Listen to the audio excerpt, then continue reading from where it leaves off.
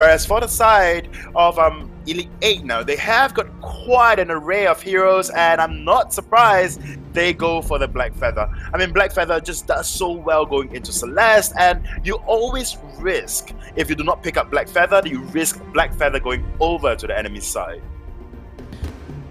Yeah, when you're playing Celeste, you really don't want to be against the Black Feather play against, and the Idris ban doesn't that much.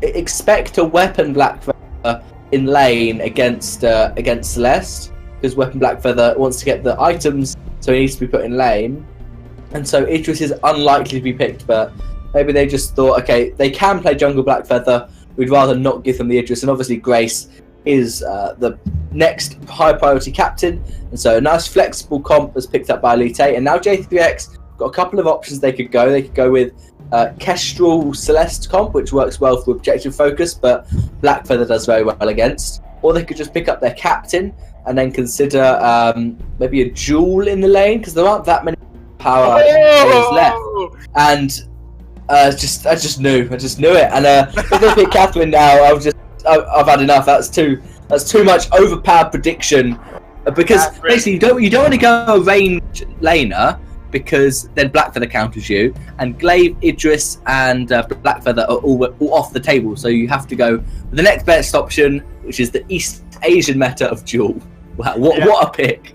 There you go. So we do see a Jewel coming out for the side of J3X Inferno, and possibly the last pick can be that of Catherine. So you have the very old, very accountable triple stun comp right before they actually fix the Crucible, but they are going to settle for Baptiste, which I guess all in all is pretty decent. But like we mentioned about it earlier on, Baptiste receives slight changes made to his kit in terms of his damage output as a crystal carry, but in this case I'm sure J3X Inferno will want to run the Roam Baptiste.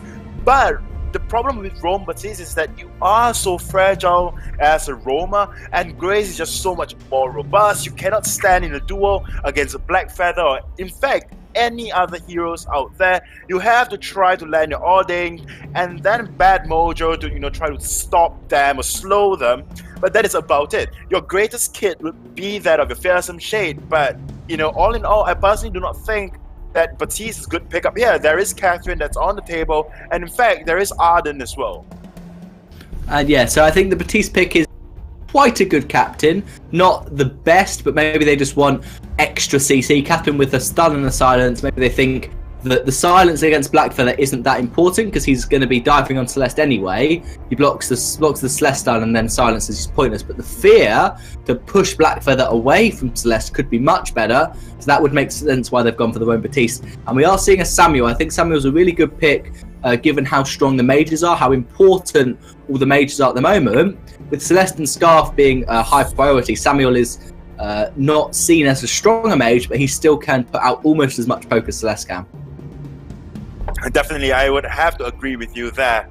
But one thing's for sure, it's that if Jewel is going to be placed in lane, then definitely, Samuel can just bully J3X in that early game, because we all know the early game spike with Samuel comes at level 2 as compared to Celeste, and of course Samuel being so mobile in his Drifting Dark can just quite dodge out all of the Heliogenesis, if not then Core Collapses coming up from Celeste. So if the side of Elite 8 plays right, they can put a rather large amount of emphasis at a jungle, and of course when afterwards when Samuel gets to level 5 or 6 and move on to lane to try to pressurize the lane, then Elite 8 easily can close this game out. Yeah, I definitely think that there's going to be a lot of early game aggression with Samuel. That makes sense. That's how you're meant to play Samuel, not level 1. Level 1 is likely to be the Jewel Baptiste just going to go aggressive. I think J3X are going to try and contest the Elder Tree and possibly the front heel as well. But after that, it's going to be Samuel trying to be aggressive against Celeste. Yep, definitely I must agree with you on that. I mean, there is no denying how aggressive a Samuel, a Grace can be in that early game, and if they actually roam in 2, which means they just allow Black Feather just farm in lane and they roam in 2, then there is really nothing much that Baptiste or even Celeste can do about them because of the reach that, Grace has, and of course the directional shield that Grace provides when she goes and lands the Benediction. So level 2 wise, a lot of CC is coming out throughout the boards, But of course, the CC's wise, definitely J3X Inferno has got it in their pockets. Yeah, certainly. The triple CC at level 2, triple stun, is going to be really interesting how they decide to use that with for level 2 invade as to go with the triple CC, or if they just decide to go for the lane ganks and try and stop Blackfeather from farming effectively. Until Blackfeather hits level 6, he's in an awful lot of trouble and probably have a tough time farming up against all the CC that J3X have got. Yeah, so what we are expecting is that a lot of lane aggression, a lot of aggression in general, and we saw that coming up from J3X Inferno as well in that previous game. But of course, thank you for the analysis, Minimizer. But to talk about more about this game, I have the glorious I Request a Duel.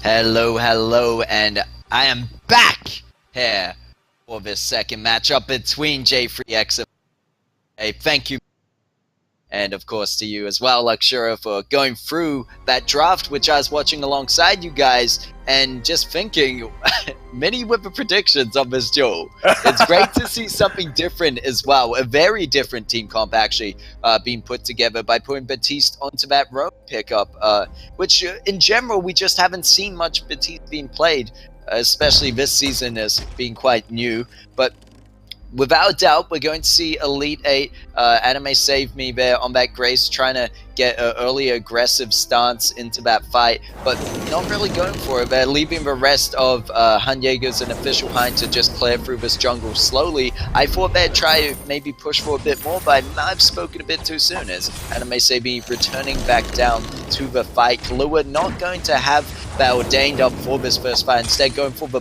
bad mojo to start off with. So I'm a bit confused there if J3X want to really go ahead with the early CC that they have, but Baby going to be able to secure that Mitreant, however taking a lot of damage in return, and Kahlua is as well going to be the first blood going over to the side of Elite 8, and they're looking for Nibivim has to face them if they want to fight, because if they turn around they're going to be taken down instantly, and that is the case. Anime Save Me finding Baby up in this top rush. Hanyegas might be able to land it on point, especially with the slow coming up with Benediction. However, Anime Save Me doesn't have the Holy Nova just yet. Right now, Elite 8 is, I'm liking the look of them, to be honest. It's the team with the Grace and the team with the Black Feather, which we know is so strong. And Samuel, you know, he's been seeing around the backlines, hasn't been playing too much recently, but Grace right now is just so amazing to see. Yeah, I actually thought that you meant that as a pun, as in Elite 8 has got the grace and composure and, you know, whatever good things that you're going to follow it up by, but in actual fact, you are actually just referring to the heroes, so, okay. But again, there you go, Grace, once again, in with the Benediction, Nibim just getting away. Maybe not even getting away. Anime Save Me, what was that? A bit of maybe understanding they don't have a and just a bit of a, they didn't buy the emotes, so they've got to go with the budget version.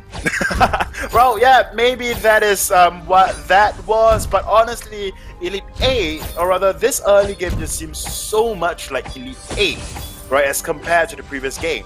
In the previous game, they were playing so passively, they were playing so reserved, whereas in this game, they just want to put out there that they are Elite 8, they were the champions, and they are playing very, very well. But of course, granted, you know, although Minimizer and I have mentioned that the entirety of J3X Inferno has got more level 2 CCs overall, but Elite 8 is just playing so much better, and it just seems that Nibim is just not very comfortable. Oh, Samuel.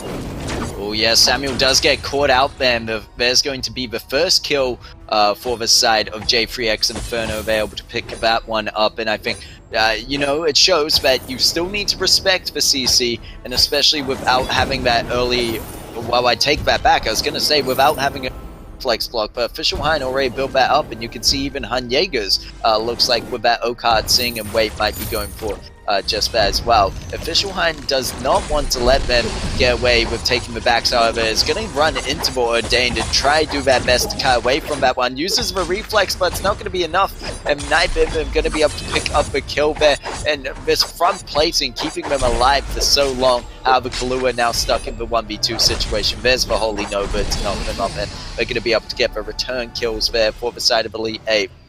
And right now, just a very, especially compared to what we saw previously, a very aggressive start to this game. And it's what you predicted. You said both teams looking to play very offensively just overall. Yep, definitely. I mean, for the side of J3X Inferno, they can afford to be very aggressive because of the amount of CCs that they can put out in that early game. And for the side of Elite 8, they can be very aggressive. It's because of Gray's and Samuel's damage in the early game. So CC versus damage-wise, definitely the CC will win out if you don't have the early flex block or you just cannot dodge out overall.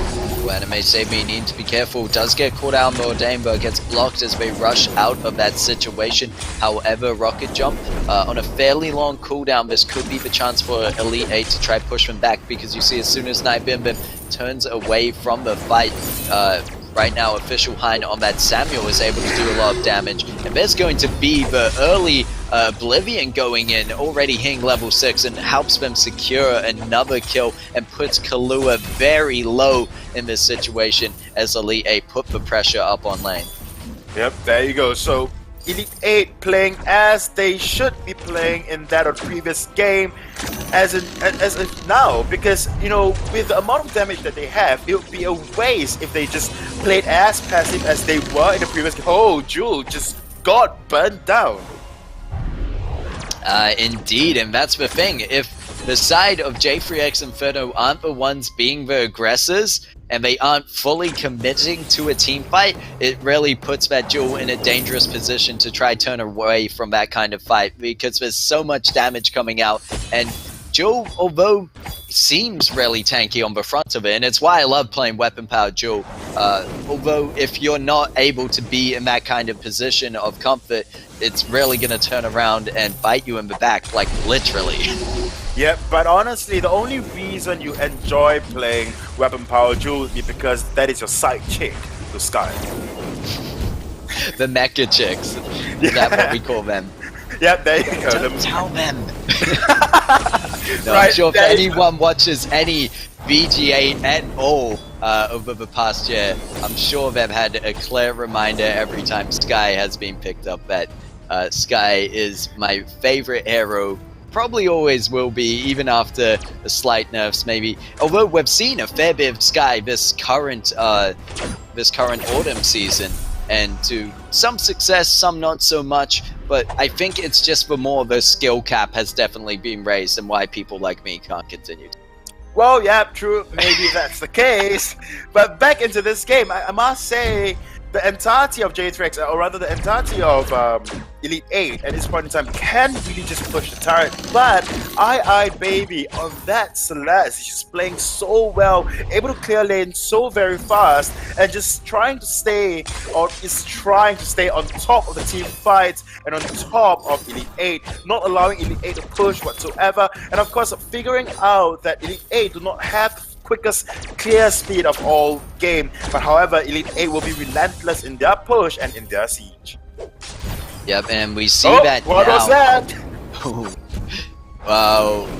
Well, there's a random big red button being used, especially on weapon power. There isn't much you can use it for other than clearing farm or getting that very last hit, or maybe just style points to finish off the enemy that way.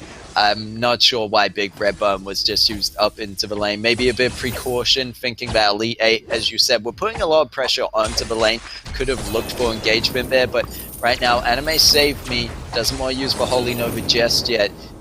Seeing him wait, uses a protector contract, trying to keep Hanyegas nice and healthy, as well as Official Hein up in this lane, but they need to be careful. Those Thunder Strikes and those Heliogenesis still doing a lot of damage. Anime Save Benediction turn around from the Fearsome Shade, however, and that is going to be the Solar Storm going through. Doesn't do too much damage, though. Kahlua needs to be careful. Although he's the tank for the team, he seems to be tanking up a bit too much than he can take. However, it doesn't fall just quite. But you see right now, Elite 8 just decide, well, we're going to back away from this one for now. Official Hein is fairly low. However, they're going to let Inferno also escape. I'm surprised there that both teams, from such an early aggressive start, we're going into a bit more of a passive poke war, and I think it could even go on until maybe the mid-game until Kraken's up, and we see a real objective to be taken on board. Yeah, but that would be the issue, because it would be very similar to that of first game. And as we all know, Jewel, after she gets a couple of items, and Celeste, if she's going to go for the 4 items build, will hurt like a truck and will hit like a truck.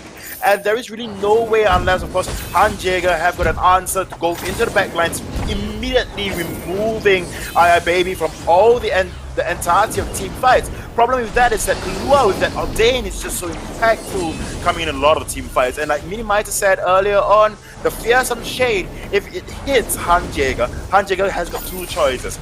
Get cleared out of position, if not, then burning 1 stack of that of a Rose Offensive to try to get into a better position. Well, I think the real problem we're seeing here on the side of that Anime Save Me always using that that it's so crucial to hold on to that, but using it to just get Albert ordained, there's so much other CC and maybe so much other more important CC that needs to be blocked, such as the Fearsome Shade, such as the Fearsome Shade, which we see used now onto Han Jaegers to try to keep him off Baby, but it's not going to be enough as Han Jaeger's able to turn around, get the kill, get the double kill, and Samuel on that backline was able to hunt down Night Bim Bim meanwhile, and they're going to be able to just push through, push away Kahlua. Not quite the ace, but they're going to be up to get a gold mine out of this one. Yep, I realize for E8's play style, it's that they play very, very reserved until you jump onto them. And then the monster in them just comes up and tear you apart. Whereas that really shouldn't be the case. They should really be the aggressors. They have a 5,000 gold lead. They have got a lot of things that's going for them. The kill leads, they have got the damage, they have got certain soft CCs and even hard ones if you consider the knockup coming up from Grace, and of course the Oblivion, the Sleep coming up from Samuel as well. So they have got the damage, they have got the CCs, and they really need to just go in, take out the main target instead of waiting to be jumped on. Because if that of J3X Inferno can play this right, they getting jumped on will definitely be. Well, Anime Save Me with the timing there on Benediction going in for and Official Hein in the dark, trying to put some pressure down.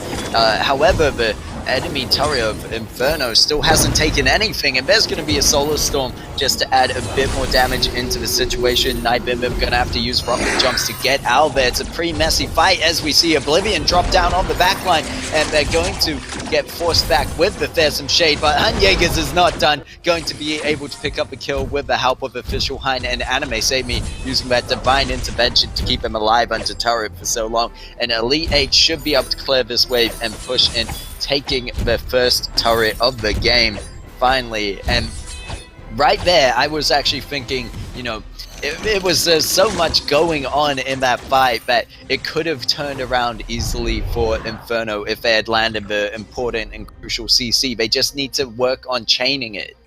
Yep, I mean, definitely that would be the case, but like I said earlier, if Elite 8 constantly wait to be jumped on, as long as the side of J3X Inferno finds the key way to just engage on you, then Elite 8 might lose because of how reserved they're playing, how little of aggression is actually coming out from the entirety of Elite 8. And it is just down to whether or not J3X Inferno can chain those CCs, the Ordain, into Jules Rocket Leap, and possibly into that Fearsome Shade, or even Threesome Shade, if possible. Oh, Anime Save Me. Anime Save Me going in with that Benediction into the Holy Nova, did manage to knock up Kahlua and Night Bim Bim, but meanwhile Han Jaegers was just on the backline, found Baby all alone.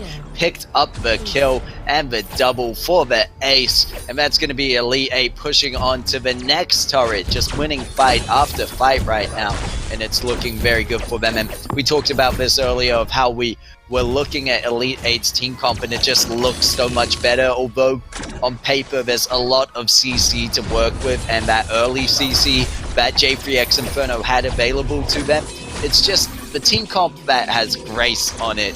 A Grace and a Black Feather, which we see picked up so often, it works so well as an engaged comp, and Black Feather just able to find his way onto the backline. Even in that situation, they worked together even though they weren't going for the same targets. Anime Save Me went onto the front line and got Kalua and Nai Bim Bim caught up. Meanwhile, it left Hanyegas free to go on and duel Baby alone. Yep, there you go. So, you know, honestly, Elite 8 at this point in time, they have got the 6k gold lead. Anime Save Me going in once again. Yeah, Anime Save Me, however, going to walk into Ordained, and there's going to be Fearsome Shade actually pushing Hanyegas towards them, maybe not the direction you want to go for, and so much damage coming through from Official Hind and Hanyegas there as they go with the Drifting Dark and just all in another team fight in favor of Elite 8. They're just going to leave the Ace up to do their work and turn their attention to the gold mine, trying to get this one before Kraken gets up. They may have enough damage to do this, but we'll just have to see. 6, maybe a bit 5, greedy. 4, 3, 2. Oh, there you and go. they get the 400 gold, pushing that lead even further past the 10k point, 37.2k over to 27.3k right now. That Elite 8 just, I don't know what the side of Inferno can do to stop them. Well, let's see. The side of Inferno can probably not just do that. They just launch a solar storm. But besides that, what J3X Inferno could have done should have been done like, say, I don't know, 7 minutes ago. That is a good time, yeah, 7 minutes ago. Once Baby on the Celeste got her levels, get her items, and immediately just go on and be the aggressors. And know that as long as they can chain the CCs together and not just be hesitant into going into team fights, they would probably win, because they obviously have got so much more burst as compared to the side of Elite 8. And on top of that as well, they have got so much CC as well. So as long as you're able to lock Hanjega down, and even then, in the early game, Anime Save Me has been burning and have been burning Crucibles to get out of Ordained. That can just easily be capitalized on, and yet we look over at J3X Inferno and they were just so passive about that, they didn't even want it to go in even after Anime Save Me burned that Crucible. Yeah, and I agree with you there that really it's more about what they should have done rather than what they can do at this point, because Baby, for one thing, you can see has that coat of plates built up, and you should not be building that on a Celeste, but we'll have to hold that for maybe for the post-game as we see Hanyegas diving onto the backline, finding Baby. There's going to be the Oblivion to put them to sleep, and it's going to get blocked out, but the damage will not, and they managed to pick up the Celeste and the Jewel. It's now going to be Elite 8 pushing onto this final turret, maybe being a bit greedy once again, but I said that before, and they managed to get the gold mine. They might just be up to finish this out here and now. But it looks like they're going to turn their attention around to the Kraken for this final turret. And yeah, going back to my point about, well, my point on your point of what you said on Baby and their build and what they should have done earlier of getting the items onto Baby is, yes, go for that full-on glass cannon offensive build. And of course, Hanyegas is going to jump on you because he's playing Black Feather. It's obviously gonna happen no matter what. So what you then have to focus on is peeling for Baby. You have the CC in your kit and as your team, and it makes me wonder if J3X as a team or Baby isn't as confident in, you know, having that faith in their teammates to provide that CC and that peel for them to take care of this Black Feather. I personally think it is just down to Nai Bim Bim and, you know, how comfortable he is on the Jewel. I do not want to say that because competition at this level, generally when you pick up a certain hero, you are and you will be very, very comfortable on that hero. But it just seems to me that Nine Bim Bim on this hero is just, Nine Bim Bim on Jewel is just not very comfortable. I wonder what E8 is plotting at this point in time. But honestly, like, to my point, I mean, we can tell just from the get-go, from the, like, oh, there you go. E8, spectacular finish if they actually go in for the backdoor, but nope, they are not. They are just gonna do the boring thing. Nope, they are greedy for more kills. They're gonna jump in there with Bennett. Crucible blocks out for Fearsome Shade, but Fearsome Shade's gonna be Yakko, who comes in twice. It's not gonna be enough to stop Samuel on the backline in that Drifting Dark. Manages to pick up a double kill, looking for the triple. There's gonna be the emo coming out by Anime Save Me, and I believe they gave that one over to Official High, and Hanyeger stepping back from the fight for a bit. Aced up minion wave, not gonna need it. Elite 8 pushing in for the final turret, and they should be able to secure this game within 20 minutes.